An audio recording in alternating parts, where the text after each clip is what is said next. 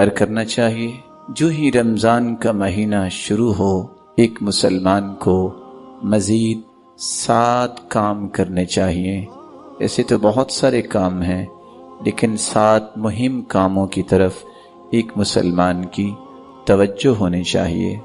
سب سے پہلا کام جو رسول اللہ صلی اللہ علیہ وآلہ وسلم نے صحابہ کرام کو سکھایا اور صحابہ کرام کو سمجھایا اور اس کی روشنی میں انہوں نے اپنی زندگی گزاری، من صام رمضان ایمانا واحتسابا غفر له ما تقدم من ذنبه، اور دوسری روایت کے الفاظ ہیں من قام رمضان ایمانا واحتسابا غفر له ما تقدم من ذنبه۔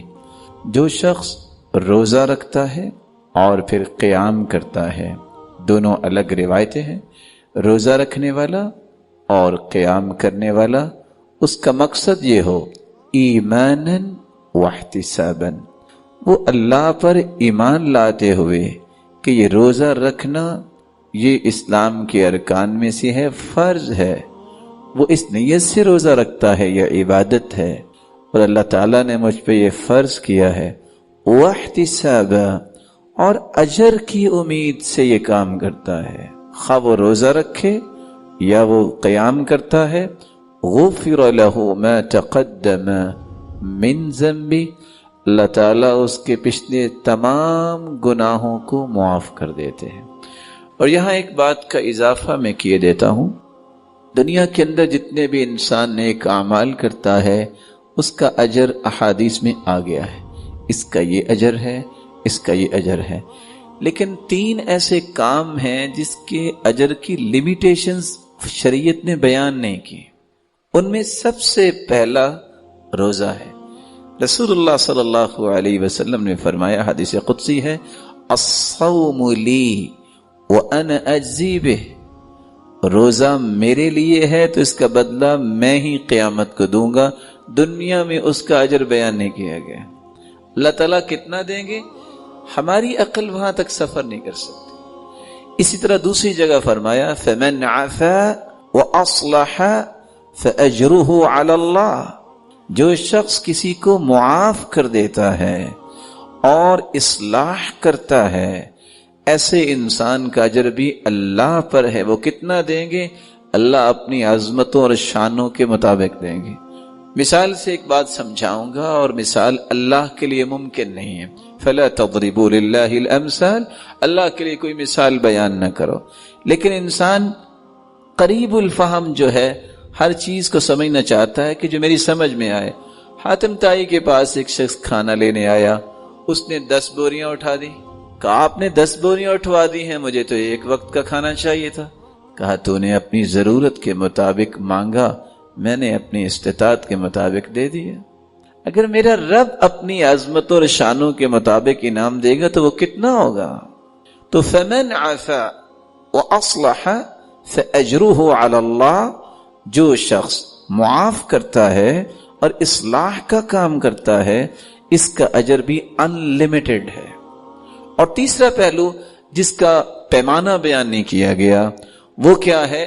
نون والقلم وما يسطرون ما انت بنعمت ربك بمجنون وان لك لاجرا غیر ممنون۔ اے میرے محبوب، جب میں کہہ رہا ہوں کہ آپ دیوانے نہیں، ساری دنیا کہے تو پریشانی کیا ہے؟ انک لعلی خلق عظیم، دنیا میں آپ جیسا اخلاق تو کسی کے پاس ہے ہی نہیں۔ انک لعلی خلق عظیم، آپ تو خلق عظیم پر فائز ہیں۔ درمیان والی آیت کیا ہے؟ وَإِنَّ لَكَ لَأَجْرًا غَيْرَ مَمْنُونَ، لوگوں کے تانے سننا، لوگوں کے مذاق سہنا، لوگوں کی تکلیفیں برداشت کرنا، اس کا اتنا اجر ہے انلمیٹڈ۔ تو روزہ معاف کرنا، اصلاح کرنا اور لوگوں کے تکلیفوں کو برداشت کرنا، صبر کرنا، یہ اتنا بڑا عمل ہے کہ اس کا میزان و مقیاس دنیا میں بیان نہیں ہوا۔ اس کا اجر اللہ ہی دیں گے۔ کتنا دیں گے؟ جو اس کی شان اور عظمت کے لائق ہے۔ تو تو رمضان میں سب سے پہلا کام روزہ رکھنا اور پھر قیام کرنا. دوسرا کام جو رمضان المبارک میں سلف صالحین کیا کرتے تھے، کان السلف اذا صاموا جلسوا فی المسجد. سلف صالحین جب روزہ رکھتے تو زیادہ وقت مسجد میں گزارتے. وَأَقْبَلُوا عَلَى تِلَاوَةِ الْقُرْآنِ، اور قرآن مجید کی تلاوت کرتے. اور یہ دوسرا کام ہے کثرت تلاوت القرآن.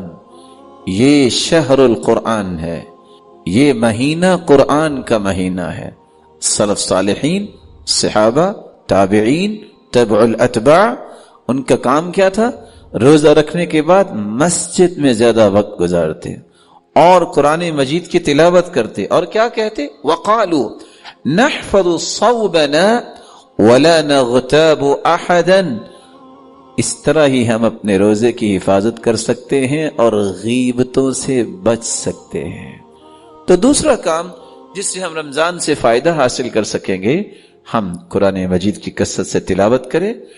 كان الزهري إذا دخل رمضان قال فإنما هو تلاوة القرآن وإطعام الطعام.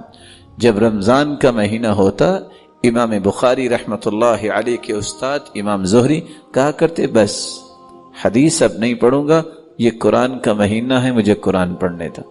امام مالک بہت بڑے محدث، لیکن امام مالک رحمت اللہ علیہ کا طریقہ کیا تھا؟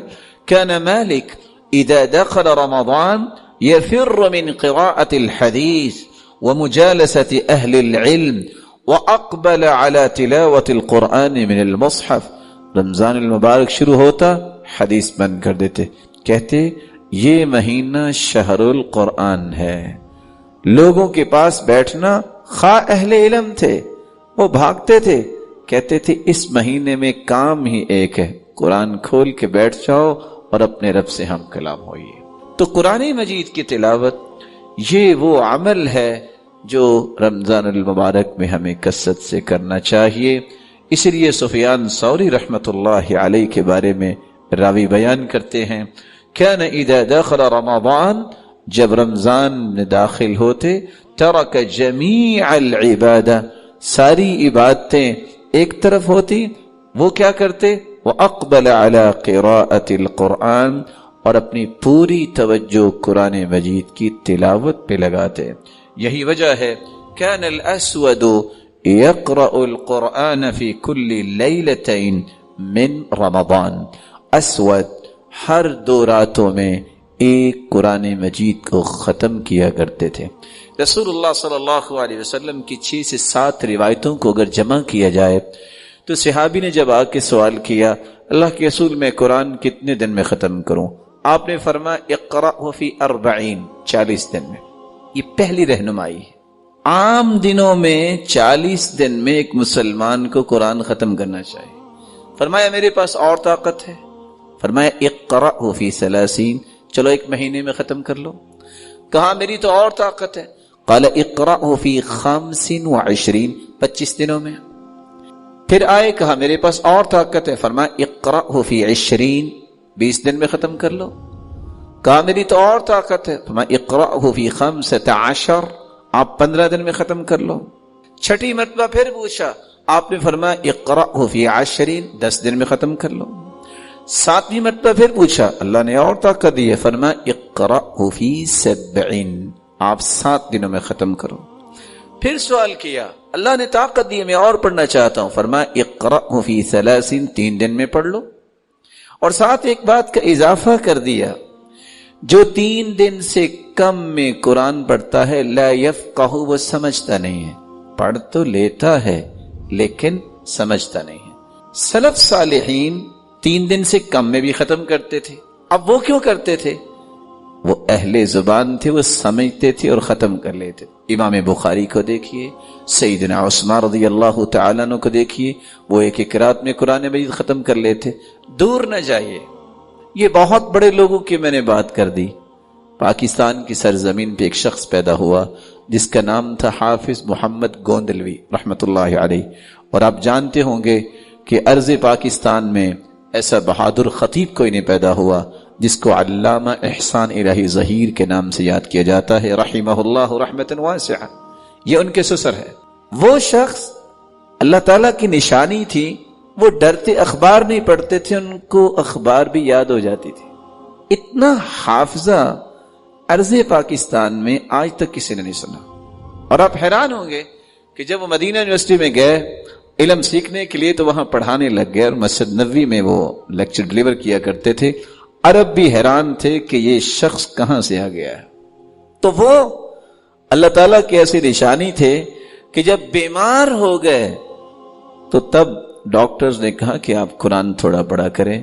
تو ساتھی جو اس وقت زندہ ہیں گجرانوالہ میں، وہ بتا رہے تھے اس دن، پروفیسر ماشاءاللہ اللہ تعالیٰ ان کو سلامت رکھے، کہ میں نے کہا کہ آپ چلو ڈاکٹرز کی بات مان لے۔ کہتے ہیں ڈاکٹرز کو کیا پتا ہے، میری کو منزل ہے، میں گنتی کے 10 پارے تو پڑھ سکتا ہوں بیماری کی وجہ سے، اور تو مجھ سے پڑھا ہی نہیں جاتا۔ یعنی ایک دن میں 10 پارے بیماری کی حالت میں ان کی منزل تھی، اور آرام سے وہ قرآن ختم کر لیتے تھے۔ اور دور کی بات نہیں، مجھے تو یاد ہے کہ جب ہم مدینہ یونیورسٹی پڑھتے تھے، ہمارا ایک ساتھی جبیل سے آیا کرتا تھا، گاڑی بھی ڈرائیو کرتا، مکہ پہنچتا عمرہ کرتا، آتے وقت 15 پارے پڑھتا، اور گھر جاتے وقت بھی 15 پارے پڑھتا، اور قرآن مکمل ہو جاتا۔ تو جب ان سے پوچھا گیا کہ یہ تو ہے کہ 3 دن سے کم کو سمجھتا نہیں، کہا تو اللہ کی رسول نے سچ فرمایا، جو سمجھتا ہے وہ تو پڑھ سکتا ہے نا، جو نہیں سمجھتا وہ 3 دن میں ختم کر لے۔ اور الف لام میم، ان کلمات کا ترجمہ دنیا میں کسی کو نہیں آتا، کیونکہ اللہ نے اللہ کے رسول کو بتایا ہی نہیں۔ ہم کیا کہتے ہیں، اللہ اعلم بمرادہ بذلک، اس کا معنی اللہ ہی جانتے ہیں، اجر اس کا بھی ملتا ہے، 30 نیکیاں اس کی بھی ملتی ہیں۔ تو قرآن پڑھنے کا اجر الگ ہے، اور قرآن کو سمجھنا یہ اس میں اور اجر کا اضافہ ہے، اور عمل کرنا یہ اصل مقصود ہے، اور اس کو آگے پہنچانا یہ اصل ذمہ داری کی ادائیگی ہے۔ تو میں یہ عرض کر رہا تھا، دوسرا کام روزہ اور تراویح کے ساتھ قرآن مجید کی کثرت سے تلاوت کی جائے۔ اور تیسرا کام، رمضان المبارک میں حلال چیزوں سے پرہیز کیا جاتا ہے صبح سے لے کر شام تک۔